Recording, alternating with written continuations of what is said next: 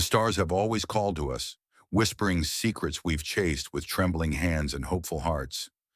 For decades, Voyager 2 was our answer to that call, a fragile, golden emissary carrying humanity's dreams into the infinite dark.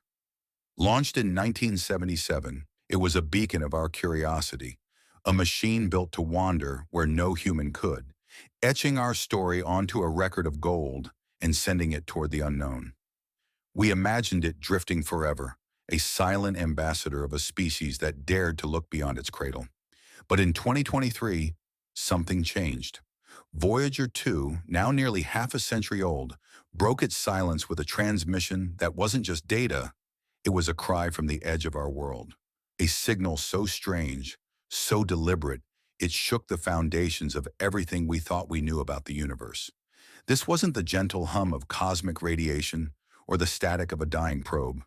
It was structured, rhythmic, and hauntingly familiar, like a voice echoing back from a place we weren't supposed to find.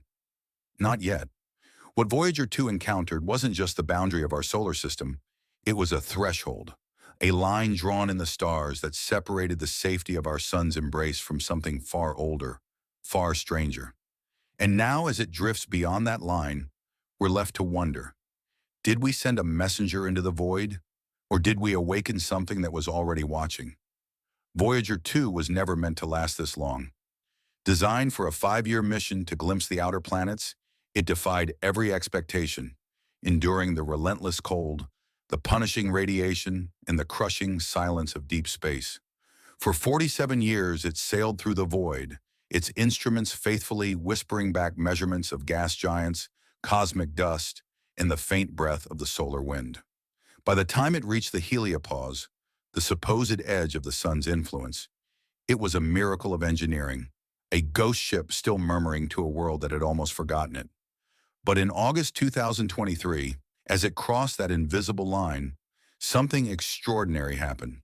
The data streaming back to NASA's antennas didn't just shift, it snapped.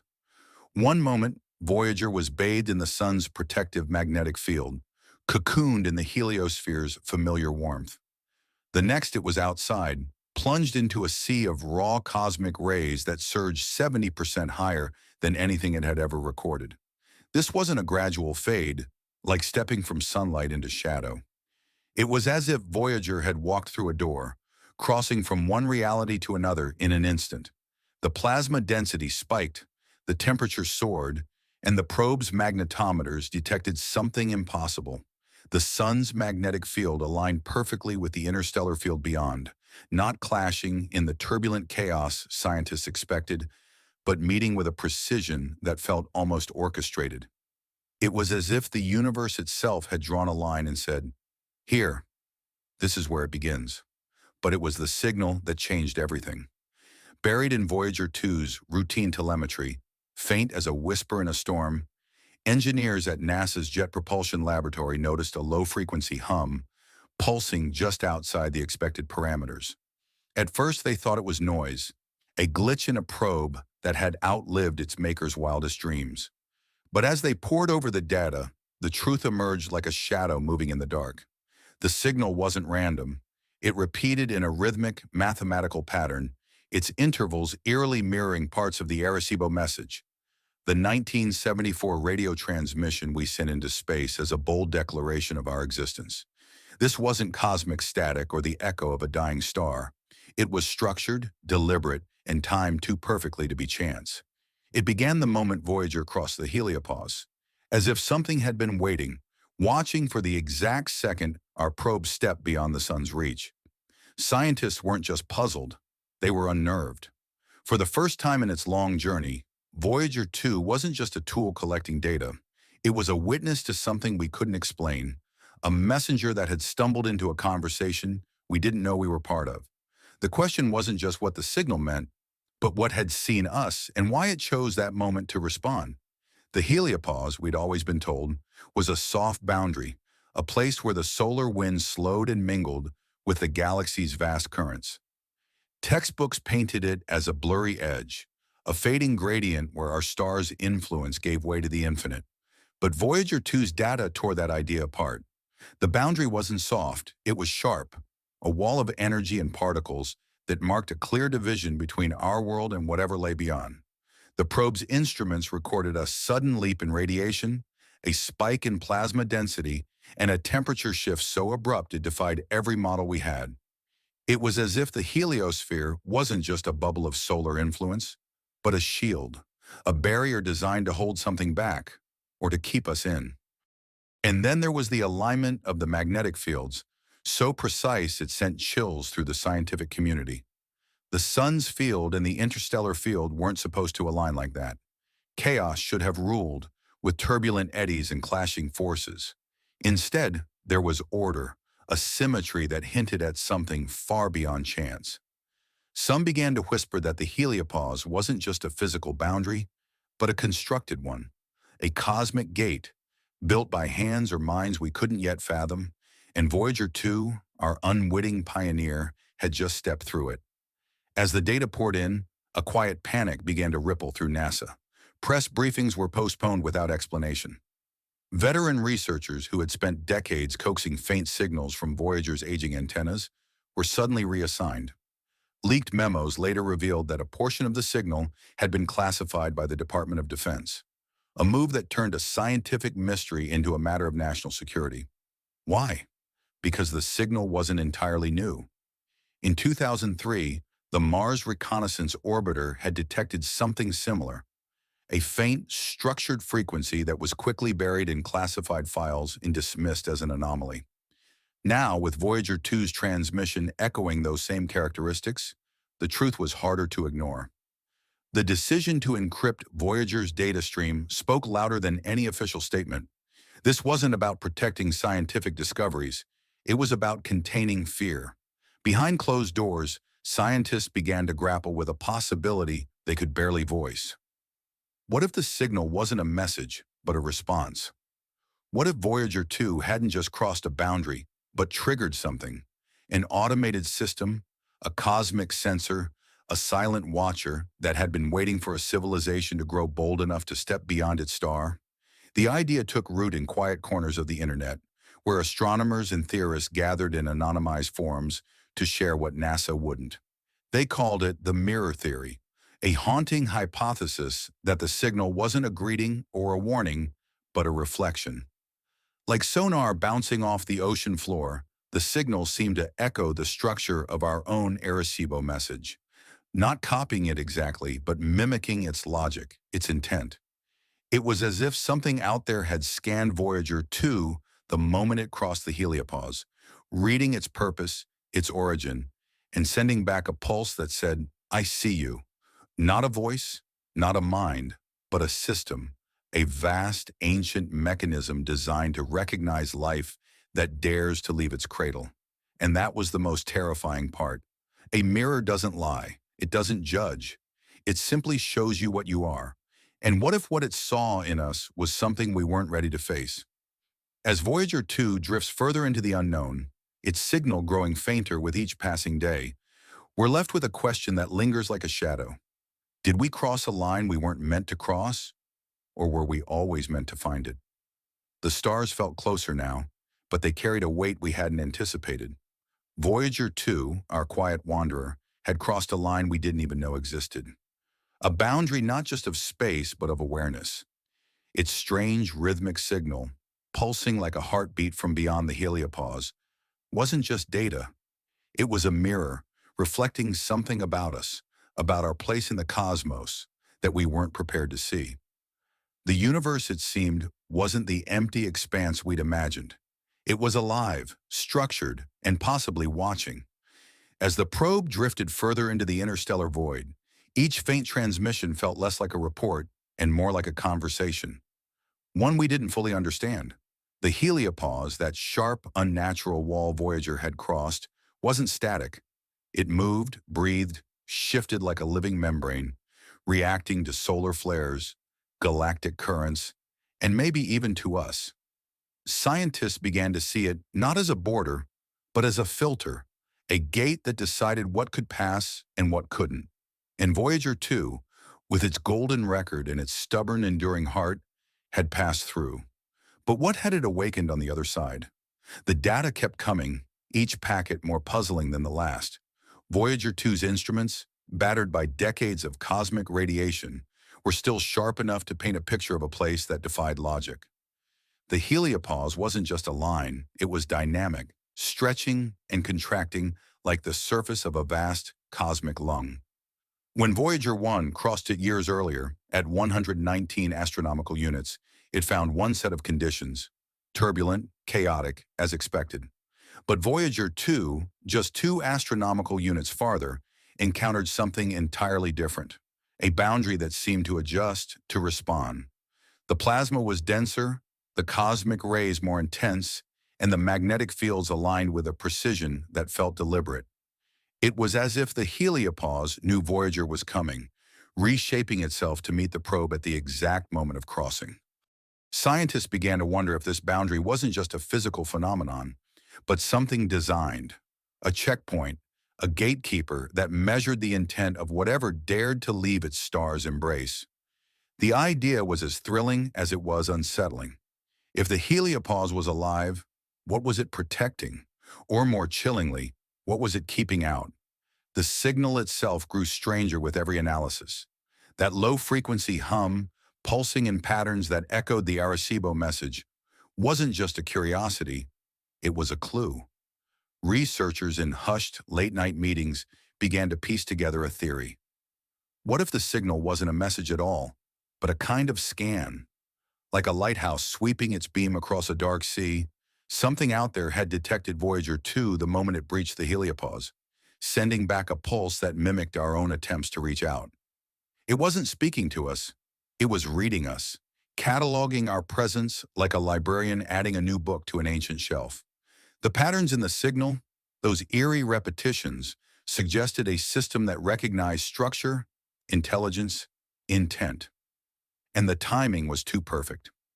The hum began exactly when Voyager crossed the threshold, as if something had been waiting, silent and unseen, until we stepped into its domain.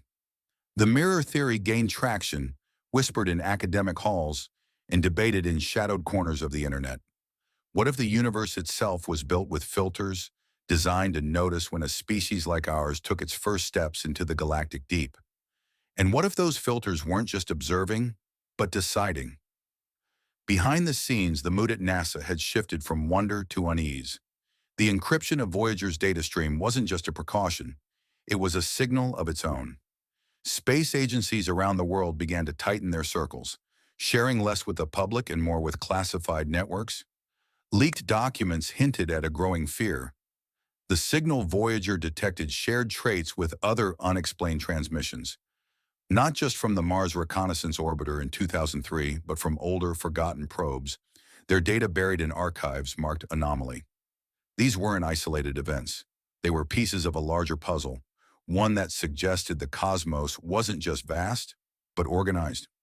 Some scientists began to speculate that the heliopause wasn't a natural boundary, but a constructed one, a perimeter set by something or someone with the power to shape the fabric of space itself.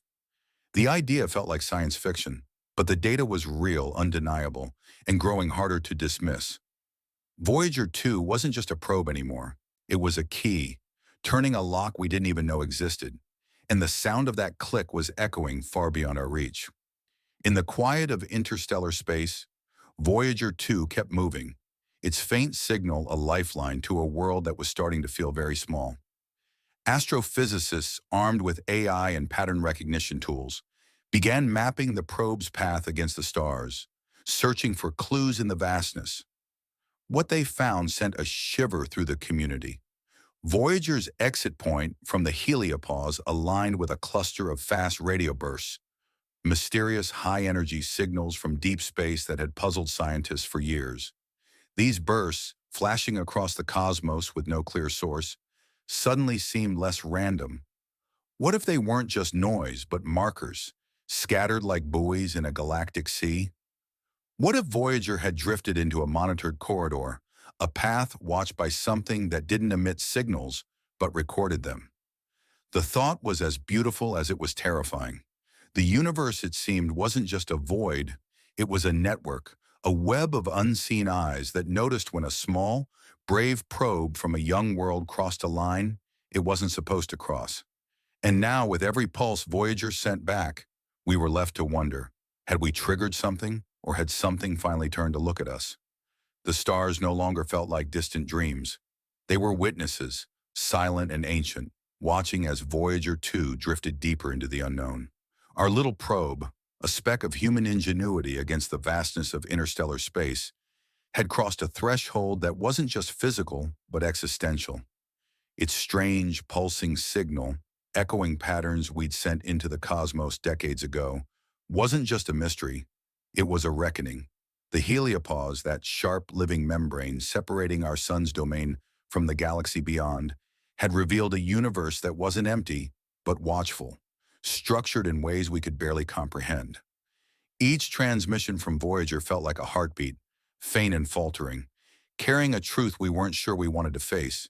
We had stepped into something's awareness, and now it was looking back. The question wasn't just what Voyager had found, but what it had awakened, and what it meant for a species that had dared to send a piece of itself into the dark. The scientific community, once united in its awe of Voyager's endurance, was now fractured by fear and fascination. The encrypted data stream, the hushed reassignment of researchers, the sudden silence from NASA, all pointed to a truth too heavy to share. The signal's eerie resemblance to the Arecibo message wasn't just a coincidence. It was a mirror, reflecting our own voice back to us with a clarity that felt like judgment. Some theorized it was a kind of cosmic filter, a system designed to detect civilizations that had grown bold enough to leave their stars. Not a being, not a ship, but a presence, vast, ancient, and indifferent, built to notice when something crossed the line. The heliopause, they argued, wasn't just a boundary but a gate, one that reacted to Voyager's passage with a precision that suggested intent. The fast radio bursts, those mysterious pulses from deep space, seemed to align too perfectly with Voyager's path, as if they were part of a network, a grid of unseen sensors stretching across the galaxy. Had Voyager stumbled into a cosmic checkpoint, triggering a signal that said, "They're here"? Or was it something older, something that had been waiting since before our sun was born? As the probe drifted further, its power fading with every passing moment, the questions grew louder. The heliopause wasn't fixed. It moved, pulsed, reshaped itself like a living thing. When Voyager 1 crossed it, the boundary was turbulent, chaotic. But Voyager 2, just 2 astronomical units away, found something different. Order, symmetry, a wall that seemed to know it was being crossed. This wasn't just physics, it was design. Some astrophysicists, their voices trembling in late-night discussions, began to call it a membrane, a barrier that breathed with the rhythm of the cosmos. It reacted to solar flares, to galactic currents, and perhaps to us. What if it wasn't just protecting our solar system, but monitoring it, cataloging every step we took beyond our star? The signal Voyager sent back, with its rhythmic, Arecibo-like pulse, felt like a response to a test we didn't know we were taking. And the silence that followed wasn't peace. It was calculation, as if something out there was deciding what came next. The mirror theory, born in the shadows of online forums, took on a life of its own. It wasn't just that the signal mimicked our own, it was that it seemed to understand us. Not a conversation, but a reflection, like a machine scanning a visitor and sending back a perfect echo of their intent. What if the universe was built with layers, each one a filter to test the readiness of those who crossed it? Voyager 2, carrying humanity's golden record, had declared who we were, our music, our voices, our hopes. And something had noticed, not with words, not with a handshake, but with a pulse that said, "I see you." The terror wasn't in the signal itself, but in what it implied. A universe that wasn't just vast, but organized, with rules we didn't understand and boundaries we weren't ready to cross. The fast radio bursts, once thought to be random, now looked like markers, scattered across the cosmos to track those who ventured too far. Voyager's path had aligned with them, as if it had wandered into a corridor under surveillance, a place where the universe kept watch. In the quiet of 2025, as Voyager 2's signal grew fainter, the world began to feel smaller, more fragile. The Department of Defense's involvement, the encryption, the leaked memos, all hinted at a fear that went beyond science. This wasn't just about a probe or a signal. It was about humanity's place in a cosmos that suddenly felt alive. Some quantum theorists pushed the idea further, suggesting the heliopause wasn't just a physical or even cognitive boundary, but a limit of perception itself. Cross it too soon, they whispered, and you trigger something, a failsafe, a system designed to measure not just intelligence, but readiness. Voyager 2, with its stubborn resilience and its golden record, had turned a key in a lock we didn't know existed.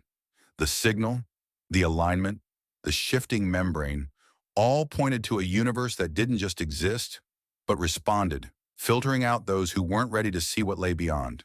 And what if we weren't? What if the signal wasn't a welcome, but a warning, a quiet note that said, "You're not alone, but you're not prepared"? Voyager 2 drifts on, a lonely sentinel in a sea of stars, its mission no longer just scientific but profoundly human. It carries our story, our voice, into a universe that might be listening far more closely than we ever imagined. The silence that followed its signal wasn't the end, it was the beginning, a pause before the next chapter of a story we're only starting to understand. We sent Voyager to explore the unknown, but what it found was a mirror, reflecting not just our curiosity, but our vulnerability. The universe blinked, and in that moment, we were seen. Not by a voice, not by a face, but by something vast and ancient, something that knows we're here. As Voyager fades into the dark, its final whispers carry a question that haunts us still.